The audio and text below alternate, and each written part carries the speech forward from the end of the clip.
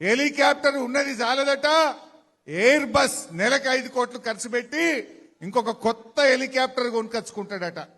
Football షోకుల కోసం ఆ మెస్సీతో ఆడడానికి 100 కోట్లు ఖర్చు పెట్టి ఫుట్బాల్ షోకులు తీర్చుకున్నాడు. అందాల పోటీలకు 100 కోట్లు ఖర్చు పెట్టిండు. అందాల పోటీలకు ఉంటాయి, ఫుట్బాల్ షోకులకు ఉంటాయి, ఎయిర్ బస్ హెలికాప్టర్ కు డబ్బులుంటాయి, ఇతర రాష్ట్రాల్లో ఎన్నికలు జరిగితే మూటలు పంపడానికి డబ్బులుంటాయి, పక్క రాష్ట్రాల్లో ఎన్నికలు జరిగితే మన తెలంగాణ ప్రభుత్వ డబ్బులతో అక్కడ ఫుల్ పేజ్ పేపర్ అడ్వర్టైజ్మెంట్లకు డబ్బులుంటాయి. కానీ మా పిల్లలకు ఫీజు రియంబర్స్మెంట్ ఇవ్వమంటే డబ్బులుండవా? మా రైతులకు రైతు బంధు రైతు బీమాకు డబ్బులు కట్టమంటే ఉండవా?